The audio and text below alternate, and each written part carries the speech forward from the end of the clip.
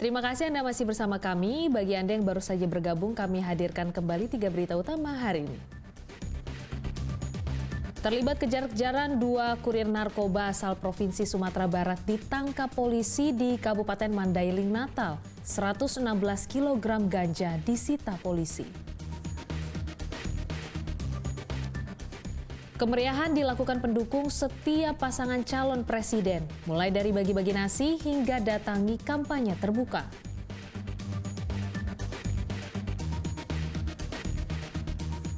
Seekor anak ular sanca batik ditemukan warga di tumpukan pakaian salah satu toko tekstil di Jalan DI Panjaitan, Tanjung Balai.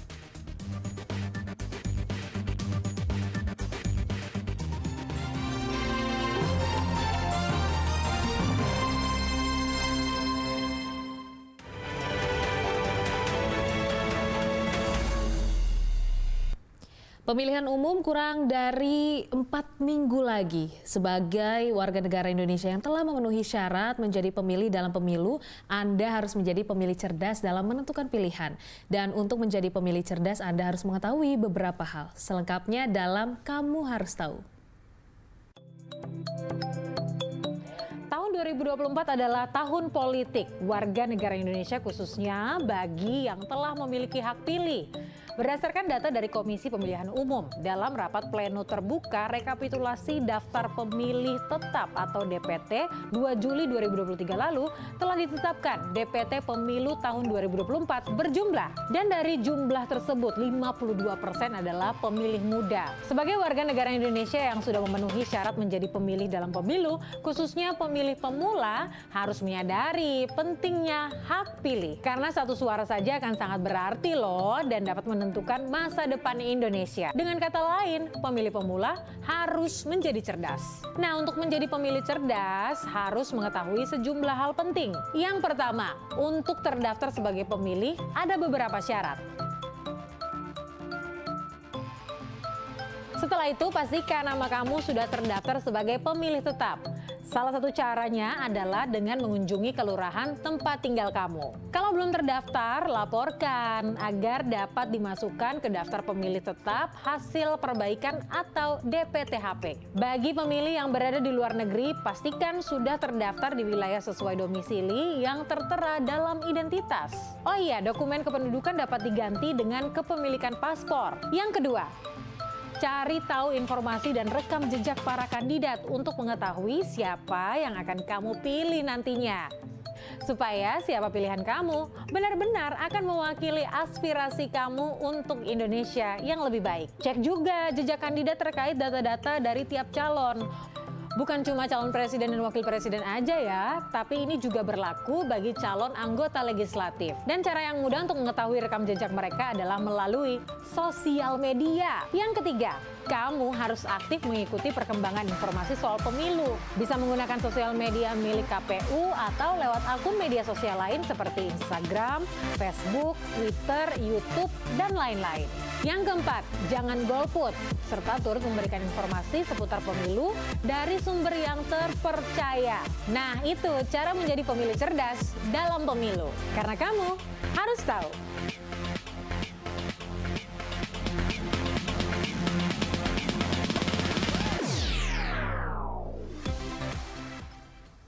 Guna mensosialisasikan pemilu damai dan tidak golput, puluhan warga dari relawan Prabowo Gibran membagi-bagikan nasi kotak di Jalan Tanjung Morawa, Kabupaten Deli Serdang. Puluhan warga yang tergabung dalam relawan Prabowo Gibran turun ke jalan menyuarakan pemilu damai dan untuk tidak golput pada pemilihan presiden 14 Februari 2024 mendatang.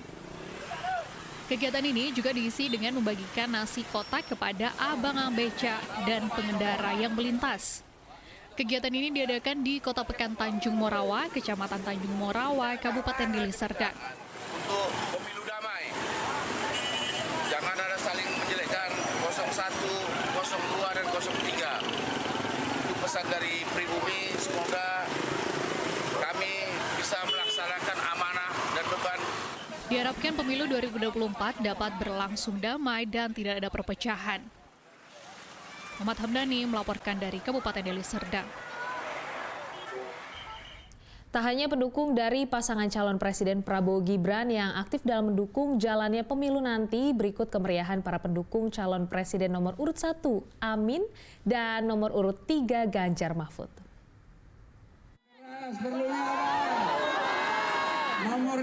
Riuh dan sorak ribuan massa antusias tampak dari pendukung calon presiden nomor urut 1. Mereka menyambut kedatangan Anies Baswedan di lapangan Jambi dan Bantul, Yogyakarta. Dalam kampanye akbar yang dilakukan pada Selasa pagi, Anies kembali mengajak masyarakat membuat perubahan. Mantan Gubernur Jakarta ini menyinggung soal praktik pelanggaran hukum yang marak terjadi. Padahal Indonesia adalah negara hukum, bukan negara yang diatur oleh penguasa. Terima kasih. Wassalamualaikum. Tak jauh berbeda dengan ribuan pendukung yang memeriahkan dan memadati lapangan Expo Lampung Selatan. Dalam kampanye terbuka bertajuk Hajatan Rakyat, calon presiden nomor urut 3 Ganjar Pranowo berpesan kepada para pendukungnya untuk menjaga suara hingga akhir. Salah satunya dengan menerjunkan tim pengawasan TPS untuk menjaga pemilu dari upaya kecurangan. Ibu. Tim Liputan melaporkan. Baru Bapak. Apa artinya? Inilah.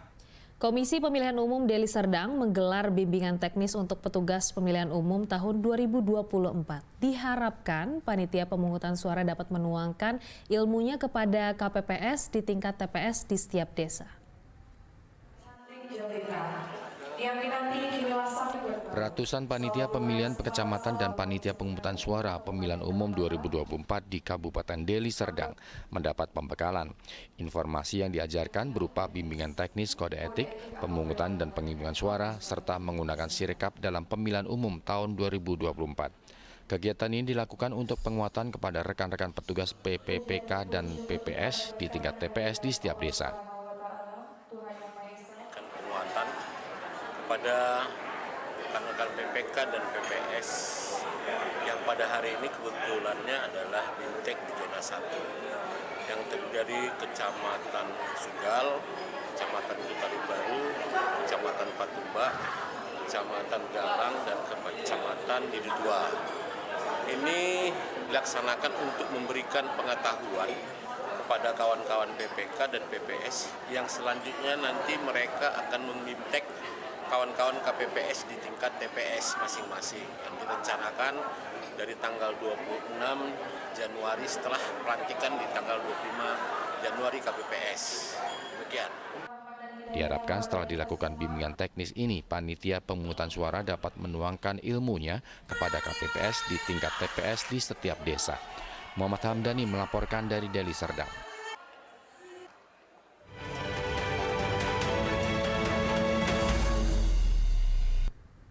Seekor ular sanca batik ditemukan di toko tekstil di Tanjung Balai. Diduga anak ular itu masuk ke komplek pertokoan melalui saluran drainase. Seekor anak ular sanca di antara tumpukan kain.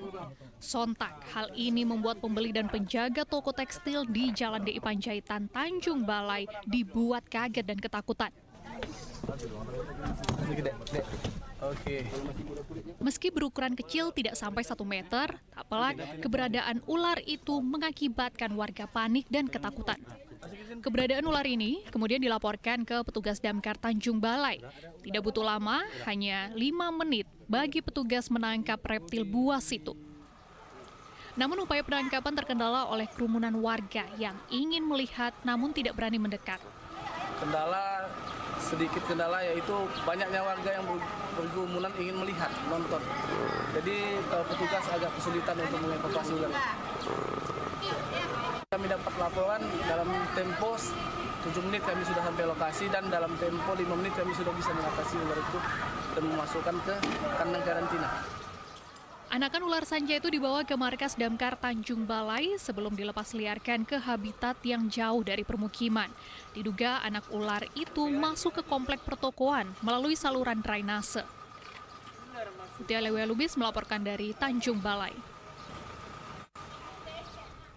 Laporan tersebut mengakhiri berita Medan hari ini. Saya Priscilia Claudia berterima kasih atas perhatian dan kebersamaan Anda. Selamat beraktivitas dan sampai jumpa.